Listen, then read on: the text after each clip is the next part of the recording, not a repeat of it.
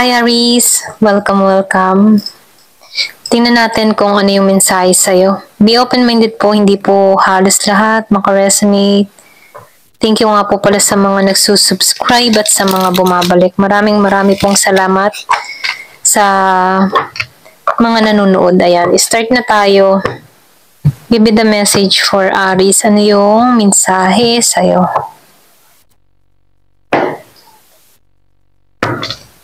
Give me the message for Aris. Ano yung mensahe sa'yo? So, meron ka ditong the Chariot.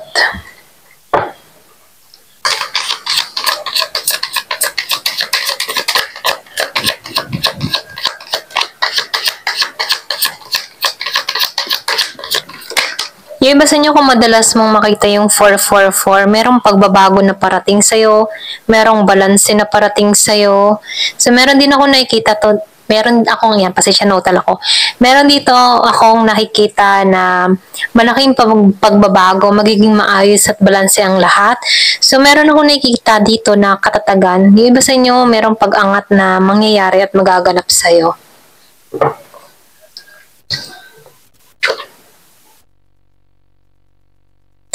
Yung iba sa inyo, bumangon kang muli, okay?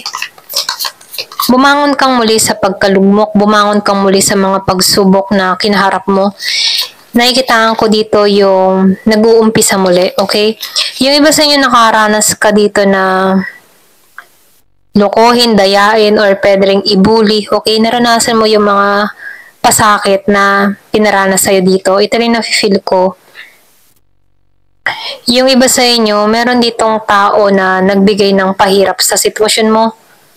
Pwedeng sa trabaho, pamilya, kaibigan, or kung sino man tong involved sa buhay mo, meron ditong tao na inisahan ka, dinaya ka, niloko ka, okay?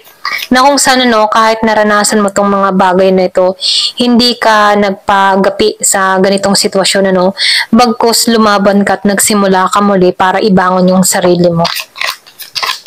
So, nakikitaan ko rin dito, meron kang katatagan, meron kang lakas ng loob, okay? Kung bakit na lalampasan mo itong mga pagsubok na kinakaharap mo. Nakikitaan ko dito yung iba sa inyo, nagkaroon ng renewal sa'yo, okay? Kahit naranasan mo itong kapighatian, alam mo sa sarili mo na merong pag-asa, meron pang darating sa iyong biyaya or pag-asa, okay?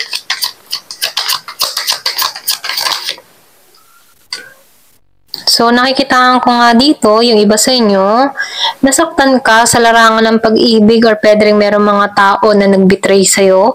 So, lumalabas nga dito na meron dito nag-backstab or pwede rin sabihin nagloko sa'yo. Meron ditong tao na nagsinungaling sa'yo. Yung iba sa inyo, nakaranas ka ng inabando na. Okay? Sobrang nahirapan ka sa sitwasyon or pwede rin talagang sobra kang nasaktan. Okay?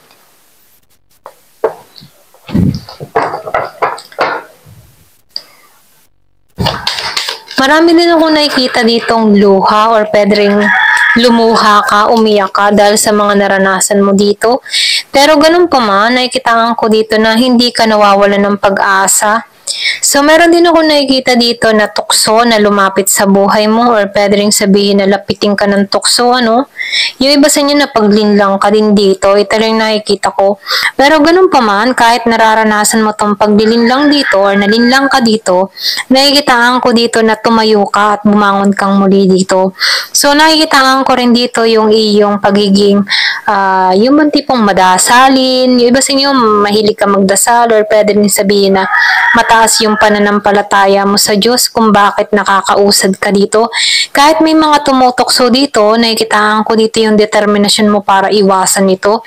So, sinasabihan ka lang dito, ingat ka na lamang sa mga taong kakausapin mo o pakikisalamuhan mo, ayan. So, nakikitaan ko dito, mag-ingat ka dito, okay? Kasi merong mga tao dito na hindi totoo, ayan.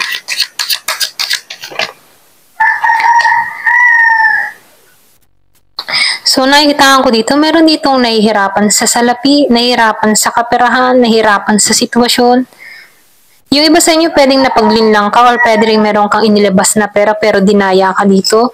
Yung iba naman sa inyo, nakikita ko dito, meron ka ditong tao na nang hot-hot sa'yo or meron ditong kinuha sa'yo na kung saan tinanggalan ka dito nung tinanggalan ka dito nung merong kinuha sa'yo. Ito na yung nafe-feel ko. Yung iba sa inyo nahihirapan sa sitwasyon, lalo na sa usaping pera. Meron akong nakikita ditong tao na patungo sa'yo. Yung iba sa inyo, kung meron kang kadiling dito na Gemini. So, nakikita ko dito, nagkaroon kayo ng love quarrel or yung tipo nagkaroon kayo ng away ng tao na to. Ito na yung nakikita ko. So, nakikita ko dito yung conflict. Meron ka ditong tao na mataas ang ego or malakas ang ego. Yung bagang hindi niya binababa yung ego niya dito. Ito na nakikita ko. So, mahal ka naman ng tao nito, pero ang taas-taas ng ego niya dito. So, meron kang kadiling dito na Gemini.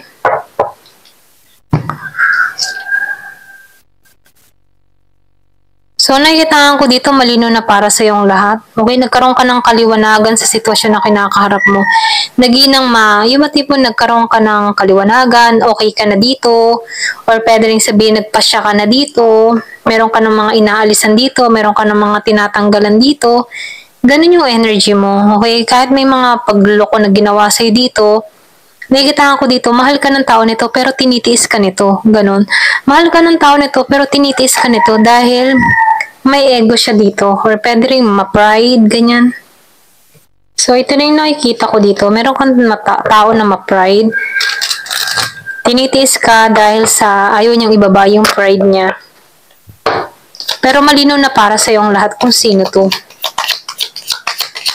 Yung iba sa inyo, meron kang kadiling dito na Gemini, Aquarius, and Libra.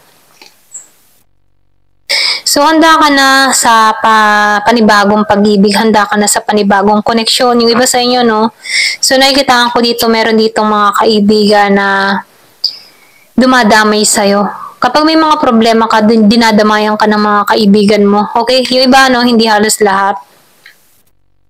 So, meron talagang parating sa'yo. Bago to, kumbaga ito na yung magbubukas sa puso mo. Okay? Ito yung tipong ito yung mararamdaman mong umibig muli. Okay? Ito na yung nakikita ko. So, meron dito perfect para sa'yo. The one para sa'yo. Meron dito magkikilanlan, ganyan.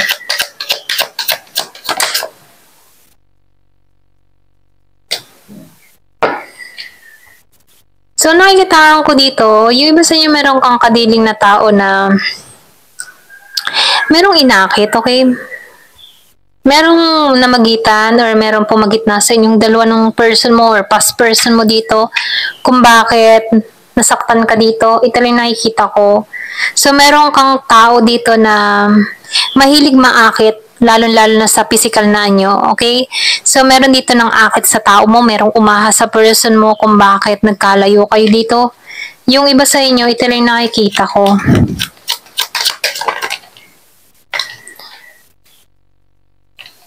So, meron dito nag-iisip sa'yo. Yung iba sa inyo, paulit-ulit na pumapasok ka sa kaisipan ng tao nito.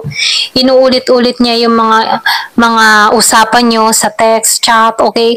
Nagbabalik tanaw or pwede rin sabihin binubuksan muli nito yung conversation nyo ng tao nito. So, ngayon niya naiisip yung mga nangyayari sa inyo. Ngayon niya naiisip yung mga past, okay? Nagbabalik tanaw siya dito. So, nakikita ko rin dito na itong tao mo, nagkakaroon to ng mahabang oras, okay? Na wala siyang ginagawang action sa'yo. So, habang tumatakbo yung oras, nakikita ko dito na humihilom yung puso mo, okay? Nagkakaroon ng paghilom. Yung iba sa inyo, no? Kumbaga, yung iba, natatanggap na ang nangyayari sa sitwasyon nila. Kumbaga, meron dito pag-progress na nangyayari sa'yo na kung saan nalalaman mo dito na may oras ang paghihilom, okay? Yung man tipong gano'n, nagkakaroon ka dito ng pangunawa na hihilom din ang puso mo. Ganon, okay? Ito lang yung nakikita ko sa'yo. Ayan. Ayan. Thank you for watching. Love and peace.